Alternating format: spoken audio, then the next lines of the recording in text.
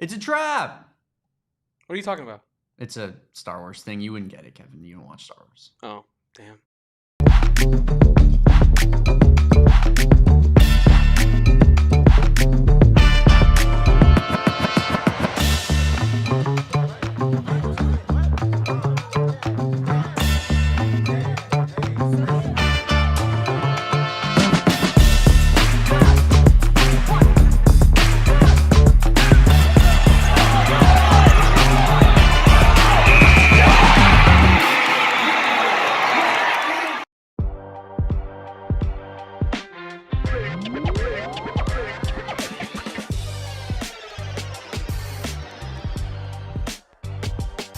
Welcome on into the AZ Wildcats pregame show live from Studio K, presented by the fine folks over at Circle K. I am your host, Damon Fairall, aka Damon Dog.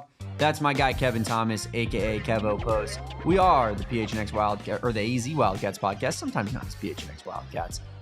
Either or, tomato, tomato, but it's the AZ Wildcats pregame show. We're excited to be talking about the Wildcats taking on Oklahoma State with some history on the line today in Tucson. Can the Cats become the first team or get the best start in Big 12 history when it comes to a men's basketball team? Number one, Arizona looking to get 23-0 on the season, and they have a pretty solid Oklahoma State team in front of them to get the job done. We got the women's basketball team amidst a game right now. Decent start for the Cats there, has since kind of capitulated in West Virginia, who is ranked and very good, has taken over that game from Becky Burke and the Wildcats there. But, you know, showed some fight in the early portions of that one. Again, we'll talk about that result with Erica Day later on in the week next week. But, Kevin, we got this men's basketball game to talk about today with the number one team in the country. How excited are you? Oh, I'm pumped. It's been a minute. It has been a minute. I was talking to Burries Muse on Twitter about this. It feels like an eternity since Arizona men's basketball has played a game, even though it has been just a week, Damon. And yeah, you're right. History's on the line today. If Arizona wins, you are 23-0 with the best start in Big 12 history to a season, and you tie the longest winning streak in Big 12 history at 23 with Baylor. And you can break that at Fog Allen if you get that far. Right? And that's a whole different level of significance. So, yeah, this is a huge game for Arizona. I don't think they're going to be looking ahead to any upcoming opponents. They understand how dangerous Oklahoma State is, and the best advertisement for that, I think the best reason this won't be a letdown game for Arizona, or a look ahead, rather, Oklahoma State just beat BYU. Everybody in the country knows that game took place. There's no way that the Arizona Wildcats can be sleeping on Oklahoma State. But Damon, the reason this game is so damn good is even if you don't sleep on Oklahoma State, they can still catch you.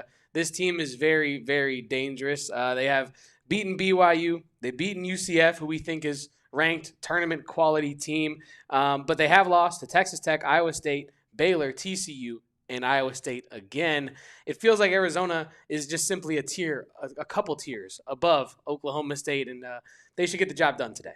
If you listen to our tier rankings that we come out with weekly, they are a couple tiers above an Oklahoma State, 3 to be exact. But I do think Oklahoma State, does present a challenge in that they have really good guard play, Kevin. And that's something that you highlighted in the offseason when Oklahoma State and Steve Lutz kind of brought in an entire new roster. And you were like, listen, they got a few players that I'm intrigued by. And I will say that Kevin Thomas gets to, put his flag there in Oklahoma State is going to be decent in men's basketball this year, type of challenge. But yeah, I mean, it is somewhat of a trap game in the sense that Oklahoma State is not up there with the top tier teams in the Big 12. So when you think about the Houstons, the Arizonas, the Texas Techs, the Kansases, all of those type of teams, the Iowa States, which we somehow always forget to mention because I don't know, they're just swagless university. I'll continue to say it, but really, I feel like if Iowa State had,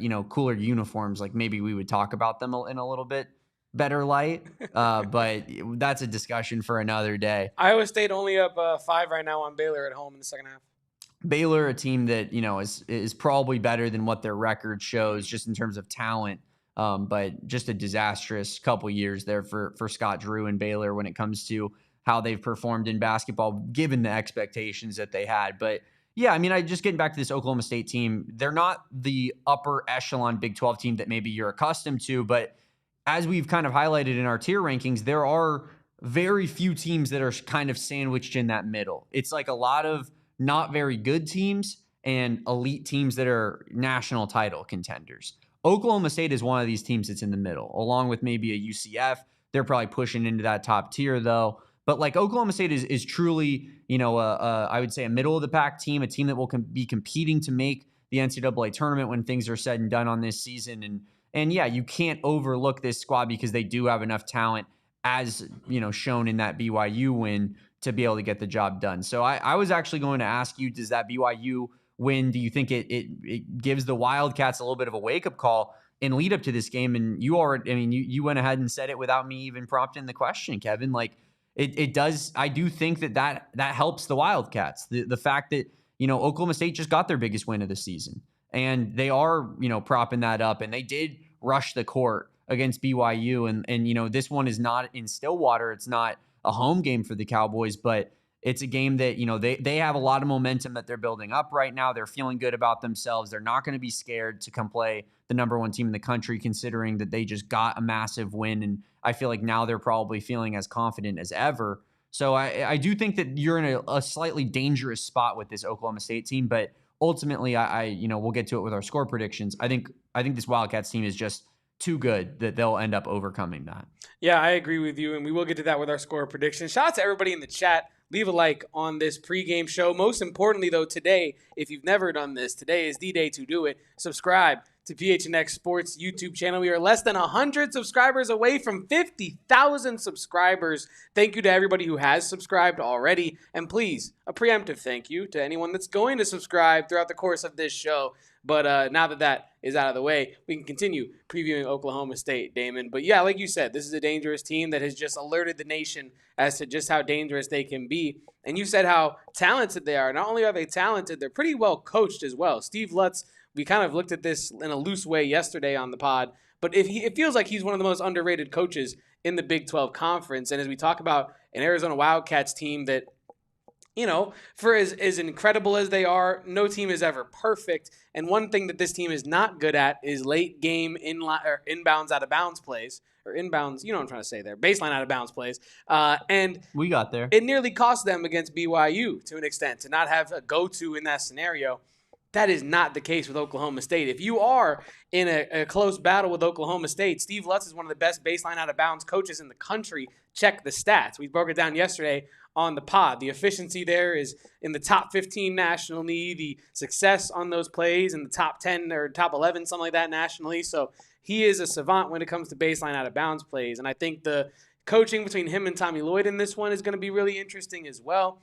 But I mean, like we said, Arizona should get the job done by almost 20 today, if not more than 20. And we're going to get to that in our score predictions. But before we get too deep into this postgame, Damon, we got to fire some shots with our friends over at Three Amigos Tequila. Shout out to Three Amigos Tequila. You can get Three Amigos Tequila at Circle K. They're Blanco, I believe, at Circle K. And, I mean, this is just the best tequila. It's my favorite tequila, Ramona's Reserve. You got to check out that Ramona's Reserve as well. And we got to get in contact with our friends over at Three Amigos because I need more Ramona's Reserve because, I mean, this Añejo is what we're sipping on today, Damon, is incredible. But that Ramona's Reserve is essential, I'll say, to these pregame shows. So we're going to sip on this Añejo today, and it's going to be delicious. But I will go ahead and get us kicked off here, Damon. My shot's fired. And this is got nothing to do with Steve Lutz, got nothing to do with Oklahoma State, because I really don't got much against Oklahoma State basketball right now as current iteration. Go ahead. Go crazy, Steve Lutz. Keep building, just not today. ESPN. You have picked the Arizona versus Texas Tech game to come to Tucson with ESPN College Gameday. I have no problem with that. I think it's really cool. You got the number one team in the country with Christian Anderson and JT Toppin coming into their house trying to upset them. Huge. I love that Arizona is getting that attention. We always complain about the national media wanting to poo-poo and hide Arizona in the Harry Potter broom closet. But this is ESPN College Gameday coming to Tucson. However, don't mess with our vibes, man. Don't mess with our vibes, ESPN. I don't want to see you come to town with none of this Jay Billis nonsense. And I don't want to see Jay Williams, I didn't follow. I don't want to see none of that. I don't want to see no references to no malfeasances ever. All right?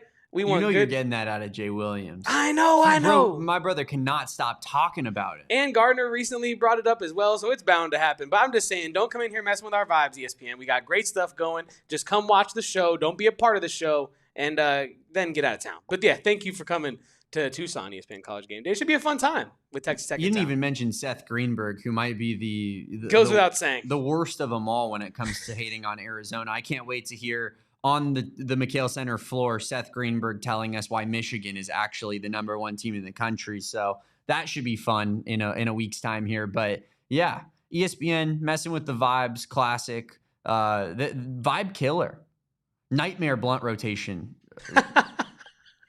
That's incredible. I mean, it's certainly up there with the nightmares of them all. The college game day crew for men's basketball.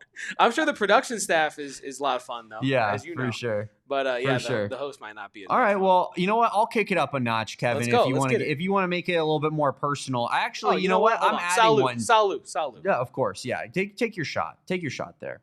I'm adding one to the shots fired here. I'm going a twofer, Kevin. Oh, wow. Yeah, I'll give you a little twofer one here. Number 1. Marcus Smart, what a bum. My least favorite basketball player perhaps I've ever watched in my entire life. Cut his mic. I cut his mic. He can't spread slander. You're not. No. You're not. No. Oklahoma State. No. Oklahoma State. Marcus Smart.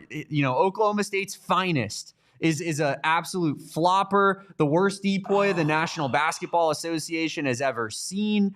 I hate Marcus Smart. What a loser. Now let's move on. That was for you, Kevin, because you didn't. Yeah, was that a shots coming. fired at me? It might as well have been. That was not fair. That was Bam's depoy, and everyone knows it. Man. Everyone knows it, but it's all good. A Celtic had to win. The Yeah, Northeast right. Boston media just went up and decided it, so a Celtic had to win. And so we gave Marcus Smart a Make-A-Wish depoy award, which is nice. Now, moving on. Yes, continue. The entire state of Oklahoma. No. Jokelahoma, Kevin, because we own Jokelahoma, and I'm sorry to my guy Indigenous Raptor if he's here in the chat, because I know he's from Oklahoma and making his way out to Tucson. But he's a Wildcat, kind of proving your point. He's a Wildcat. You got influence. That Oklahoma is Wildcat country. Yes. Is the point. Now, how do I figure? Oklahoma Sooners last night at Hillenbrand, sold out crowd, taking the fat L. Now they're about to take another one today in a few hours. I'm calling my shot right now. Right? We own Oklahoma. We're going to own Oklahoma State tonight. Is this a little bit like if someone's grouped ASU and U of A together? Probably. Do I care? Not really. We own Jokelahoma. Salute. Shout out to Jokelahoma. I mean, I love it. I'll give a big shout out to softball right here. Shout out to Caitlin Lowe, head coach of the softball team. Birthday yesterday and a walk-off Grand Slam win against number 3 Oklahoma at home. I don't know if there's a much better way to celebrate the birthday than that, Damon. Softball is on an absolute tear to start their season. But yeah, I do like that, although you did send a shot at my Celtics and my beloved Marcus Smart. Yeah, Max, what's the good guy in this situation? The Celtics? Is the Celtics the good guy in this situation? Because I'd argue the Celtics are the bad guy in every situation. The villain. Anyway, back to Oklahoma State. Thank you to Three Amigos and our friends over there for our segment of Shots Fired and sponsoring that. That anejo went down smooth, and it was very, very, very tasty. But yeah, let's get into... Too busy winning. I don't know what you're talking about, brother. No idea. No clue what you're talking about. Oh, you know what else I just remembered? Alamo Bowl. Weird. Another time we owned Oklahoma. Now, did the Alamo Bowl when we played Oklahoma State, did we own them? Now I don't know what you're talking about again. Now all of a sudden I forgot again. You know, facts have no place in fun. Jokes over facts. That is a rule I live my life by, Kevin. No, yeah. Our resident historian Brian Edwards, guys, Oklahoma knocked us out in the Final Four in 1988. We know. But what have you done for me lately? And no idea. Had no clue. That doesn't register.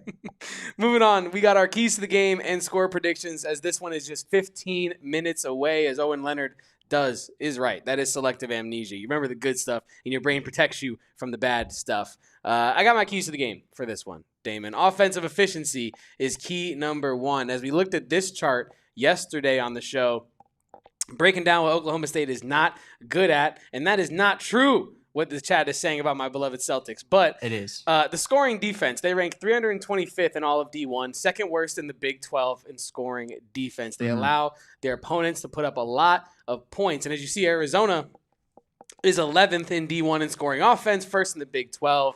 And look, this is a team that Arizona should be able to get a bunch of open looks on. Now, why do I say that? They should be able to get into the paint against this team. Paris Fairall is quite the physical big, and I do think him and Matthias Krivas are going to be going at it in this one. But as we know, Arizona's ability to get 2 feet in the paint and kick it back out to shooters or kick it back out to Bradyen Burries, who's then going to look to drive, their ability is endless to do that. I think it's a Oklahoma State defense that just they let you score a lot of points. I think Arizona has to have efficient offense in this one. Got to get good looks, got to make them count, got to put Oklahoma State down early.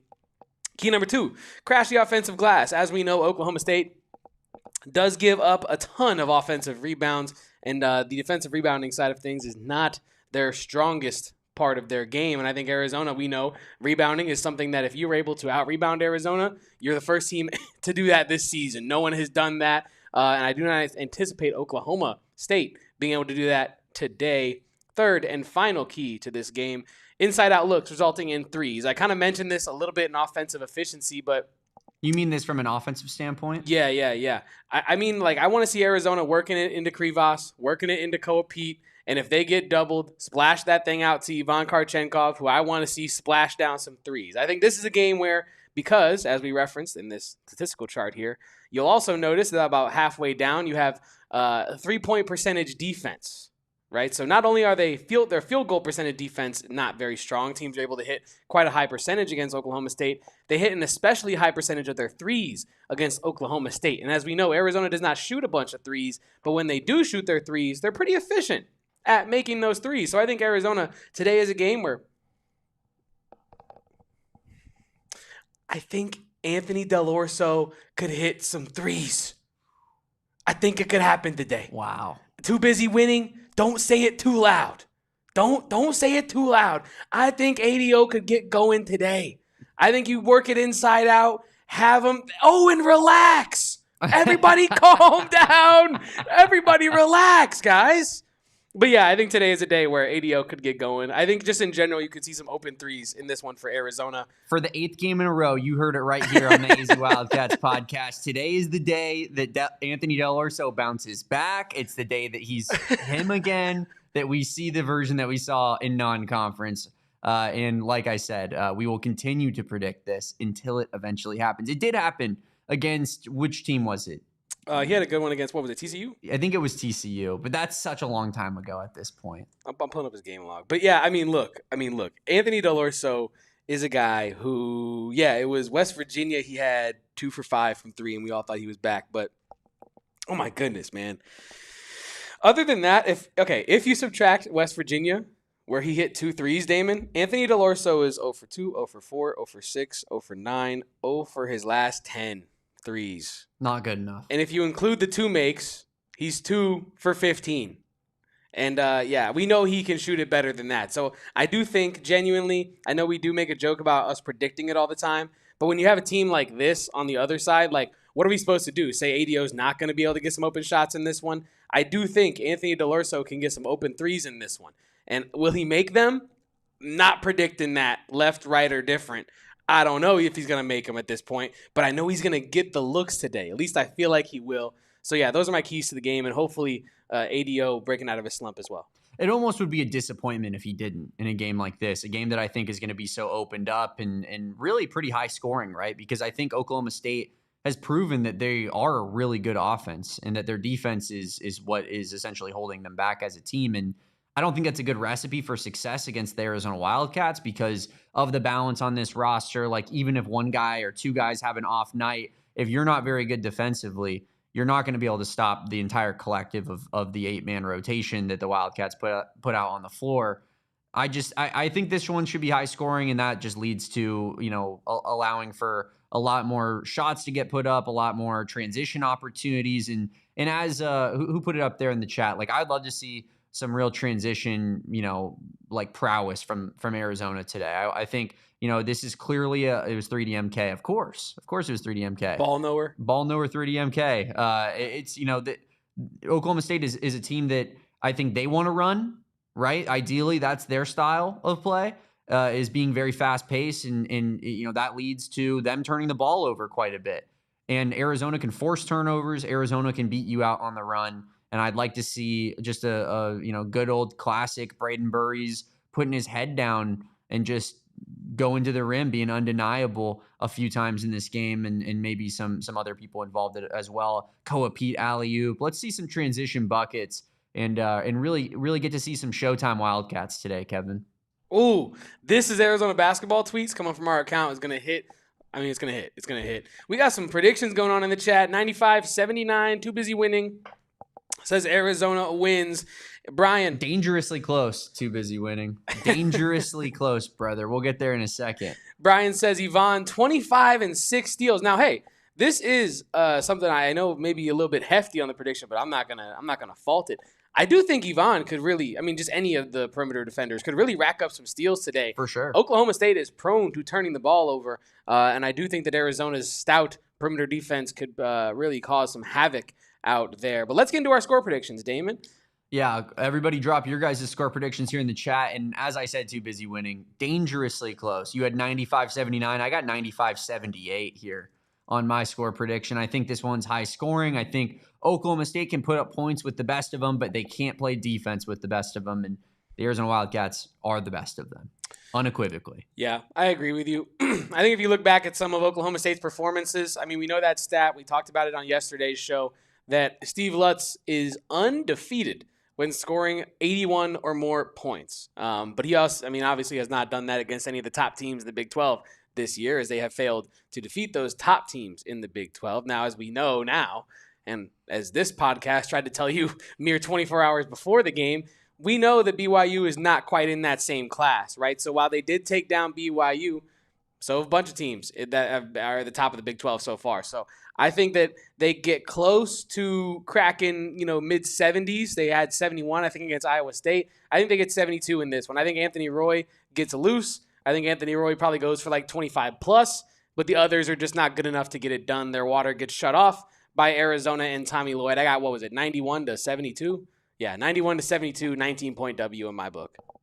Yeah, I love it. And let us both, throw out there, that is a cover for Oklahoma State in this one. Yeah, both of those scores, because the spread is, 20.5, 21.5, which is a lot of points, I think, against a pretty solid Oklahoma State team. We got our guy W in here wanting 3 Aristode threes. I know Kevin would be down for that. Yes. L Train 96-63, Brian Edwards 97-79, AZ Cat Dan 101-84.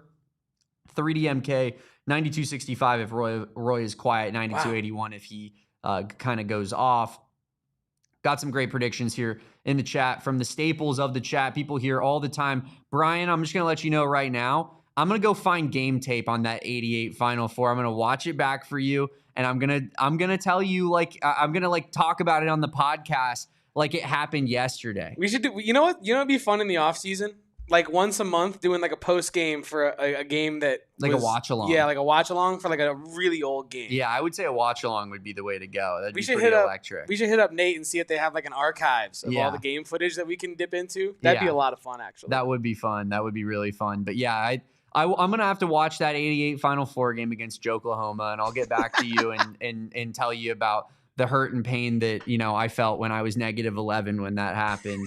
But I appreciate you. And Brian, thank you for always keeping us checked here on this podcast. Us youngins in check. We need some unks in here to keep us straight when it comes to the history of Arizona basketball. We do. We really do. We really do. Kevin, obviously, from a different part of the country, and has since made Arizona his life. It means everything to the guy. But I'm only so old myself. I can't remember past when I was probably 5 years old. One of my first memories probably losing to Illinois in the Elite Eight there. But we're gonna keep you, kind of just, we'll keep you steady here, and Kevin and I will do our best to do our research on Arizona basketball history, especially in the offseason, as Kevin said. Fun content idea. Indeed, I even have a name for what we could call it, Damon, because I had a segment idea that has since been dyed. It was so hard to pull off what I had in mind for it. But we could call it the silver screen. These are old games. We're going watching the big screen.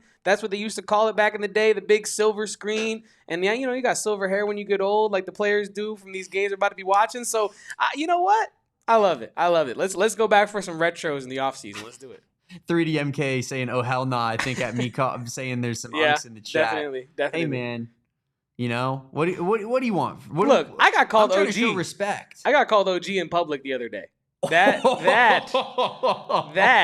Dude, you're like 24. Dude, that will. I mean, as I told the Suns crew, Damon, after I got called OG, I sat in my car and just looked at my steering wheel for like.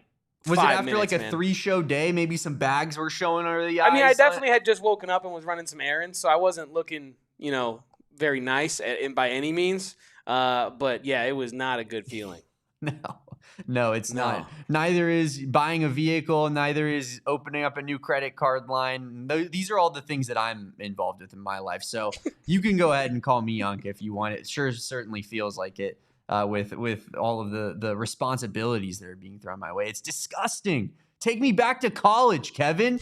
Back when there was nothing to do except hang out and vibe. Watch Arizona basketball. Back when we had zero responsibilities and our only responsibility was to have fun, 100%. Kind of show up to class when we needed to. 100%. So we got a game here in just a few minutes. Arizona tipping off against Oklahoma State. And cannot wait for this one. Been a week that we've been sitting here waiting for another Arizona Wildcats basketball game to become and come to fruition, I should say, because no midweek game this week. But after this one, we got a very short turnaround for Kansas on Monday. Yeah, definitely. And Kevin and I are going to be locked and loaded with all the coverage for that one. So, guys, appreciate everybody being here in the pregame show. Kevin, do we have anything else before we get on out of here? No, I don't think so. I would love a huge game from Mo Krivas today. I'll say that much. But yeah, I don't think so. I'm just excited for this game. It should be a lot of fun. Yeah, no doubt about it. I agree, W. I want to see Showtime Wildcats today. I want to see Lob City Wildcats. Give me some Koa Peat lobs. Give me some Burries doing the Dwayne Wade arms out while Koa Peat's throwing it down behind him. Like, let's see some all-time flicks today from the Arizona basketball account. That's what I'm in on, Kevin. So it should be a fun one. We got a decent opponent on the horizon here in Oklahoma State. Not just one of these games so far, I think, that has either been so high stakes or kind of like a given that Arizona is going to end up on top. So should be exciting to watch. Can't wait for this one. Again, follow me at Damon Dog. That's DWG. Follow him at Kevo Post. That's KEVOPOSTS. And follow us at PHNX_Wildcats on all social media. Appreciate everybody for watching the pregame show. We'll be live 10 to 15 after that final buzzer on the AZ Wildcats postgame show. So right here on this very same channel. Subscribe if you haven't done so already. Less than 100 subscribers from 50K. Help us get there today. Hit the like button on this video as well, and we'll catch you on postgame. Until then, peace out. Bear down. And go Cats. Let's manhandle the panhandle. We all silly like the mayor.